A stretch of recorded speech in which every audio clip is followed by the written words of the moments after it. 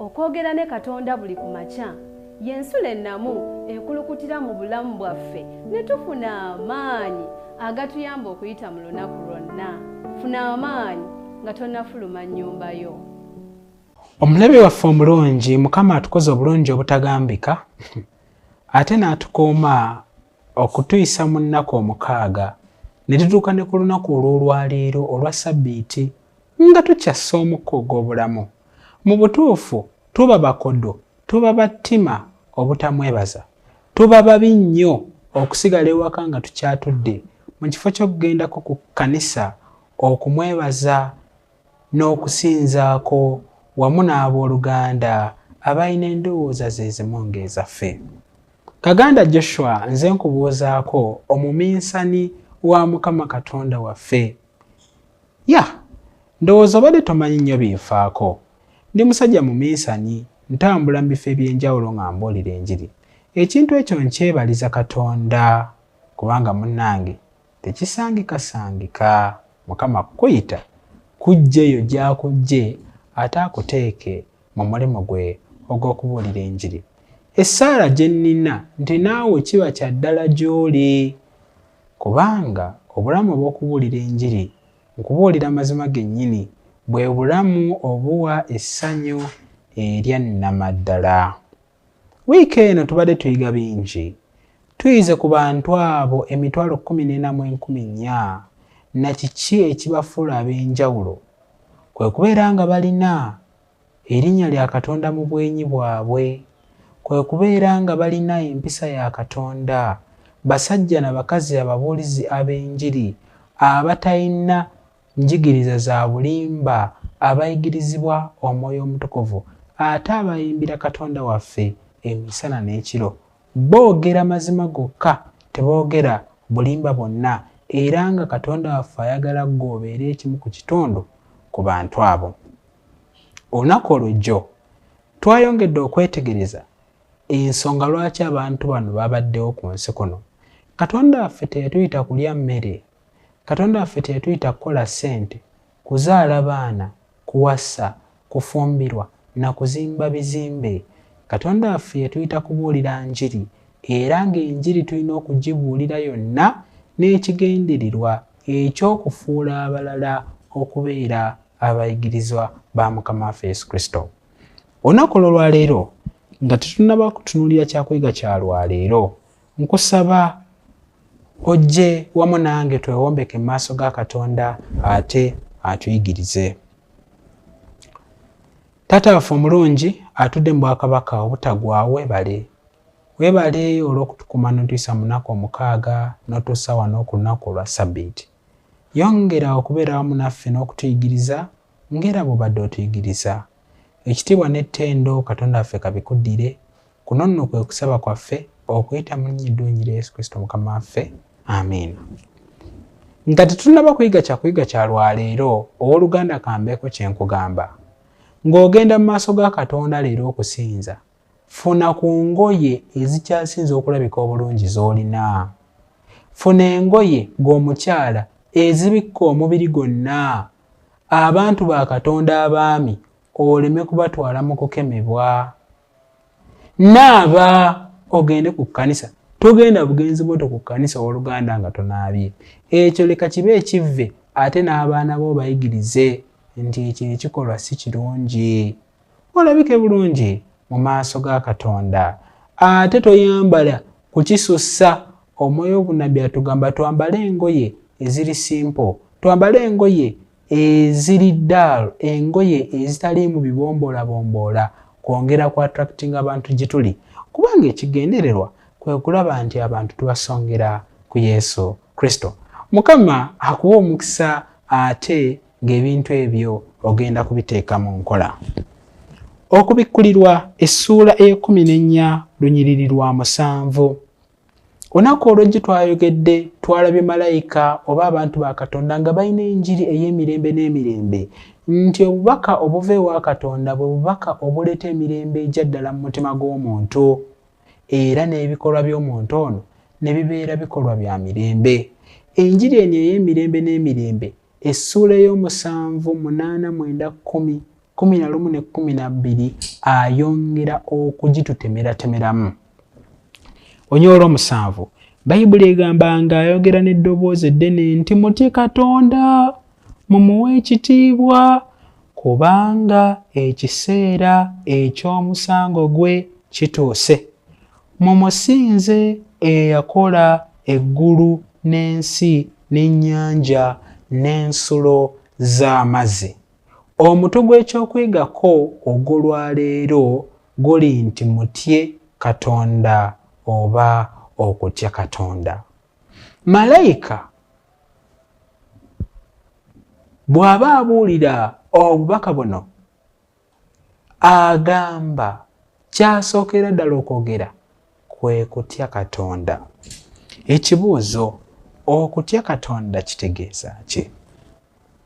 Bwe tuba tunnyonnyola ebyawandiikibwa oba nga tunnyonnyola ebintu ebiri mu Bayibuli n'okufuna ekinyusi kyabyo, waliwo etteeka lye tugoberera mu lulimi Olungereza luyitibwa first mention oba ddi kyasooka okwogerwako. Nti bw'oba oyagala okufuna ekintu kye kitegeeza, genda omanye ddi kyasooka okwogerwako, naddala nga Katonda yakikozesa. Okuva kwolwo Katonda bw'ati bw'aba ayagala tukitegeere. Ekigambo okutya Katonda kyasooka kukozesebwa Katonda ng'akyapulayinga eri omusajja ayitibwa Ibulayimu. Olwatuka Ibulayimu Katonda ng'amuyita mu nsi y'ewaabwe, Ibulayimu ng'agonda. Naye Ibulayimu bwe yalinga atambula ne Katonda yagwanga wano na wali. Okugeza yayogera amazima ag'ekitundu. Bayibuli bw'eraga ng'obulimba nti Salaayi si mukyala we wabula mwannyinaze. Gye kikola eri kabaka w'Abamisiri ayitibwa Falaawo, Mukama n'amwongera omukisa omulala ate n'amutwala eri kabaka w'Abafirisuuti ayitibwa Abimereki, era Abulahamu n'addamu n'akola ensobi y'emu. Abulahamu addamu akola ensobi ey'okusatu, afuna Haga amuzaalamu Ishimayiri. Kaakati Katonda waffe amuwa ekigezo ssemagezo alabe oba ddala Abulahamu biri ebintu ebisatu bye yakola abyenenyesa. Munnange aba akyebase n'awulira eddoboozi nti Ibulayimu, Ibulayimu. Eddoboozi eryo alimanyi, ddoboozi lya Katonda. Kyava amugamba nti nze nzuuno Mukama wange. Katonda kyava amugamba twala omwana wo, omwana gw'oyagala omu yekka, Isaaka, omutwale ku lusozi lwe ndikulaga, omuweeyo nga ekiweebwayo. Kiki Katonda kye yali ategeeza? Ibulayimu yali agenda kwata akambe asale mutabani we obulago amutunuulire ng'omusaayi gumuggwamu ate amale amukumeko omuliro. Bannange, Ibulayimu yasooka n'agamba bannange, naye olw'okubanga Ibulayimu yali ategedde ng'era ayinza okwesiga Katonda, Bayibuli egamba Ibulayimu yabukeesa nkokola n'akwata mutabani we n'abakozi 2 w'oyo boolekedde bagenze. Baatuuka ku lusozi oluyitibwa Moraya. Ibulayimu akatema Isaaka nti waategedde yeggwe kiweebwayo. Isaaka naye yali yasomesebwa okubeera ng'atya Katonda n'okuwa bazadde bwe ekitiibwa. Teyalwana, teyayomba, yakkiriza okubeera ekiweebwayo. Kubanga baali bamuyigiriza nti Katonda waffe ayagala ekiweebwayo ekitaliiko bulemu. Olw'okubanga Katonda waffe yatwala Isaaka ng'ekiweebwayo, Isaaka yasanyuka na busanyusi nti Katonda wange ansiimye, andabye nga siina bulemu. Munnange nga bakwata Isaaka nga bamuteeka ku kyoto. Olw'omuteeka ku kyoto, Abulahamu aba agenda kusala omwana. Munnange eddoboozi ne limugamba okuva mu bwengula nti Abulayimu tokikola. Mukama kyava amugamba, kubanga ntegedde nti ontya. Gwe mulundi ogusooka bwe tulaba ekigambo ekyo okutya Katonda. Katonda akikozesa ku Ibulayimu amugamba nkizudde nti ontya. Nkizudde nti gwe toyina mulala gw'otya. Okutya Katonda kitegeeza ki? Okutya Katonda kirimu ebintu ebi. okusooka kwe kuwa Katonda ekitiibwa ekimugwanira, kwe kukakasa nti Katonda yasooka, enamba 2, enamba 3, enamba 4, enamba 5 era yasembayo mu bulamu bwaffe. Kyekyo Yesu kye yagamba nti yenze Alufa era nze Omega, nze ntandikwa, nze enkomerero, nze senta, nze kinyusi. Era ngenda kubuuza ekibuzo muganda wange, ekyo kyaddala mu bulamu bwo? Katonda yasooka n'enamba 2, enamba 3, enamba 4, enamba 5 era yasembayo mu bulamu bwo? Oba gwe Katonda yasooka, mukyalawo naddako, omulimu ne guddako, abaana ne baddako, Katonda wo wonna wonna agamba yalina okubeerawo. Ekirala ekitegeeza okutya Katonda kwe kubanga ebyaddala omutya, ebyaddala ebya siriyansi. Va mu by'okugamba bino musimunyanga okutya Katonda tekitegeeza kukankana. Olina okubeera ng'otya Katonda. Lwaki Katonda ayagala tumutye? Katonda affe ayagala tumutye kubanga okutya Katonda kwe kutuyamba obutakola bubi. Engero.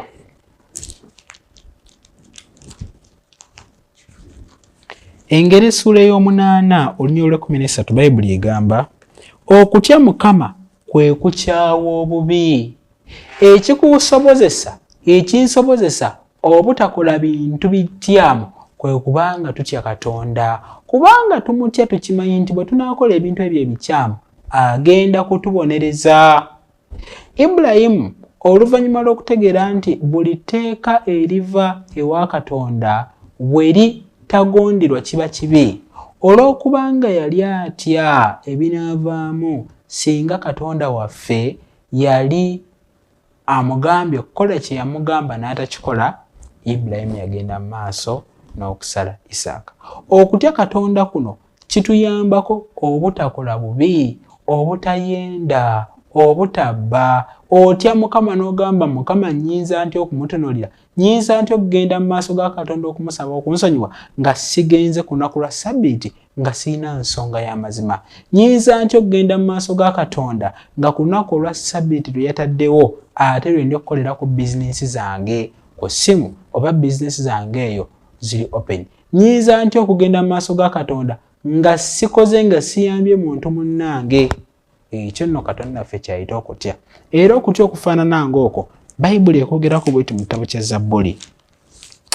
Zabbuli 111 olunyiriri lw'10 Bayibuli egamba mu kutya Mukama amagezi mwe gasookera.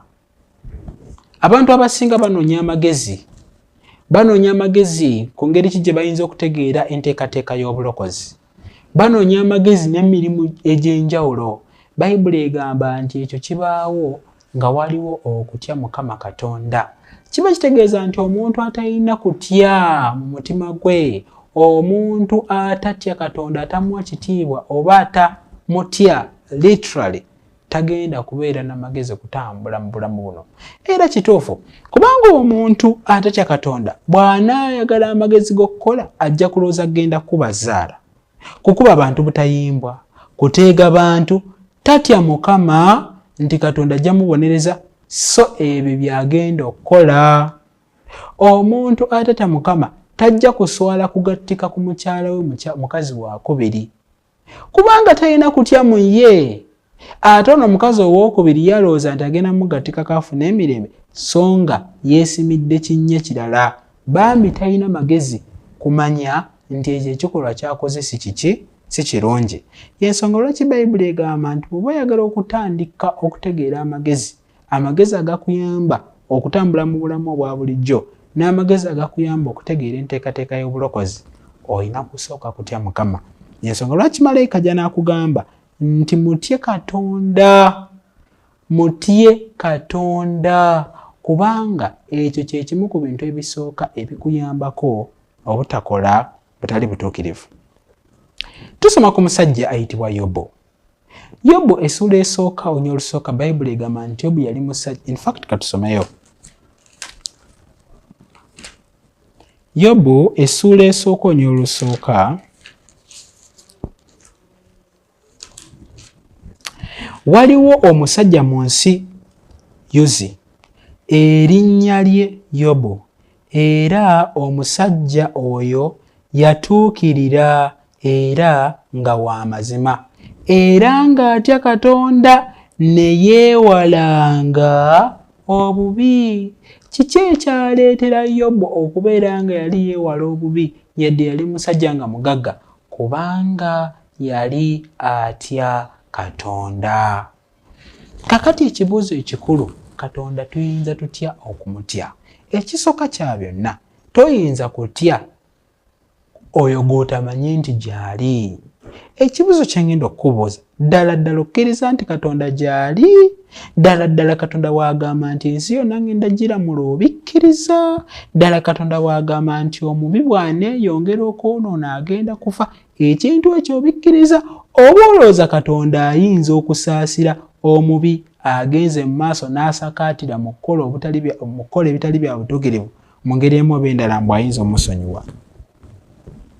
Wanje ekintu ekyo olina okuba nga okikkiriza nti Katonda gy'ali, nti Katonda agenda kubonereza. Kankuwa ekyokulaberako eky'omwana omuto. Nzijukira bwe nali nga nkyali mwana muto, nayagalanga nnyo okuzannya. Nazannyanga nga nnyinza nze okuzannya mpaka nga ssaawa 2 za kiro. Naye maama wange yaŋŋamba, gwe ku ssaawa 12 nkusanganga onaabye. Ndowooza namala wiiki singa 2 oba 3 nga buli lunaku maama ajja nankuba kibooko. Lwaki? Kubanga yagenda ngo, in fact namala ennaku 3 si wiiki 3, yagenda okujja nga nze nkyazannya, nkyali mu muzannyo. Maama atuuse waka ssaawa emu eyakawungeza, mukazi wattu ava kukola, ava kunjiyiza mbere bulungi, kyokka ate nze nkyazannya sifa nayo. Ayayayaya, yankuba kibooko ne ntandika okutya kibooko. Bwe natandika okutya kibooko, ate munnange sadda mu layini, saatandika kunaaba ku ssaawa ntuufu. N'ebirala bingi nnyo Mukama byazze nga njigiriza. Ne bwe twali tukula mu ssomero, abaana baatugambanga ne bamala bakutaana ne bakusanga ng'olina akawala k'ozannyirako, bagenda kukuba emigo. Kati ekyo ne kitukiipingira mu ceeke. Era Katonda ayagala okutya okwo kutukiipingira mu ceeke ey'obutakola bubi.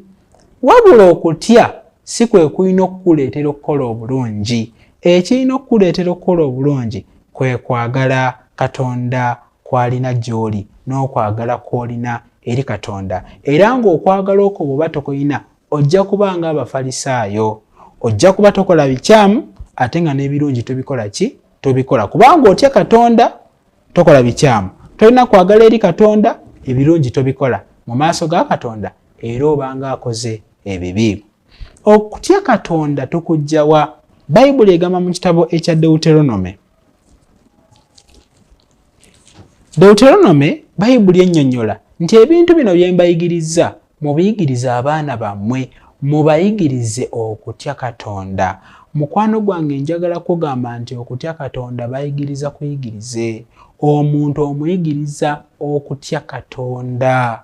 Okutya Katonda okuyigiriza otya omuntu ng'omubuulira ebyo ebimu ku bintu Katonda byazze ng'akola mu bulamu bwo. Omuntu ono n'alyoka akakasa nti waliyo Katonda njagala, waliyo Katonda nfaako, waliyo Katonda gwe ŋŋenda okulabika mu maaso ge munnyonnyole ebintu nga we yabimpa nabikozesa ntya. Era nga Katonda waffe ayagala gwandaba otandike okusomesa abaana bo okumutya. Otandike okusomesa abantu abakuli okumpi okumutya. Kubanga okutya Katonda tekiva buvi eyo omuntu ne kimugwamu bweggo. Alina okusooka okumanya Katonda afaanagana atya. Omuntu bw'akimanya nti Katonda yatuwa obulamu era yatusustaininga obulamu era agenda kutubonereza obwo ebitali butuukirivu bwaffe, agenda kutandika okumutya. Ajja kutandika okweraliikirira ebintu by'okunywa omwenge n'ebintu ebitali birungi, kubanga akimanyi waliyo ali waggulu amuvunaanyizibwako. Y'ensonga lwaki Sulemaani yatugamba ebigambo bino mu kitabo ky'Omubuulizi essula 12 olunyiriri olw'13. Ekigambo ekyo we kikoma wano, byonna biwuliddwa, otyanga Katonda, okwatanga ebiragiro bye, kubanga ekyo bye byonna ebigwanira omuntu. Bayibuli etugamba nti ekitugwanirwa kwe kutya Katonda, era ng'okutya Katonda kuno kugenda nakutuleetera okubeera abawulize gy'ali. Olunaku olwo lwaleero osobolera ddala okumalirira n'ogamba Katonda gwasooka, gwe namba 2, gwe namba 3, gwe namba 4, ate gwasembayo mu bulamu bwange. Bw'omala ekyo okukimatiza mu ggwe n'obeera ng'otya Katonda ne weewala okukola ebintu ebitali birungi, munnange genda osomese abalala, genda obabuulire ku Katonda era obabuulire ku kiki kye balina okukola obuvunaanyizibwa bwabwe eri Katonda nga kwe kumutya. Olwo nno munnange abantu bagenda kutandika okutya okukola ebitali bya butuukirivu, ensi olwo nno ebeere ennungi. Awo siteepu esooka ey'okufuna emirembe mu mutima gw'omuntu tuba tugituuseeko. Lwaki nedda? Tandika leero okutandika okwesigamu ensigo ya Katonda ey'okutya Katonda, osige n'ensigo y'emu mu balala. Nga bwe luli olunaku lwa Ssabbiiti, nzikiriza nkuyimbiremu akayimba kano. Kali ku nnamba eya 84.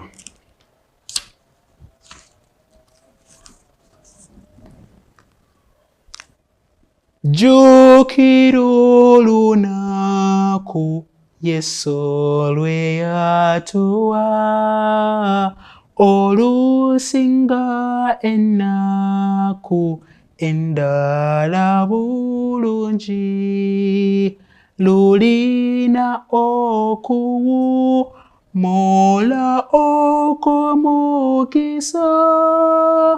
ogukka okuva mu ggulu eri Yesu. Twaniriza Ssabbiiti ya Yesu, twaniriza Ssabbiiti ennungi. Munnange baamu n'okutya mu mutima gwo, tokakanyaza nsingo, tokakanyaza mutima. Olunaku olwo lwaleero ogende ku Ssabbiiti osinzeeko n'abooluganda. Mukama akuwe omukisa. Katusabe. Taata waffe weebale olw'okwagala kwo kwolina gye tuli na bino ebintu by'otuyigiriza. Tukusaba Mukama oyongere okutusigamu okutya, okuwa ekifo ekikugwanira mu bulamu waffe, ate n'okutya Mukama tuleme kukola bitali bya butuukirivu. Beera n'omulabi wa 3ABN olunaku olw'olwaleero, oyo mu ngeri y'enjawulo abadde ateekateeka okumenya Ssabbiiti, akwasaganye bizinesi ze n'ebirala. Mukama muteeka mu mikono gyo, amanye nti ebyo byakola si birungi, ajje mu maaso go. Kuno nno kwe kusaba kwaffe okuyita mu linnya eddungi lya Yesu Kristo Mukama waffe. Amiina. Mu lukonzo tugamba Nyamuhanga akutusumule. Mukama akuwe omukisa. Okwogera ne Katonda buli ku makya y'ensula ennamu ekulukutira mu bulamu bwaffe ne tufuna amaanyi agatuyamba okuyita mu lunaku lwonna. Funa amaanyi nga tonnafuluma nnyumba yo.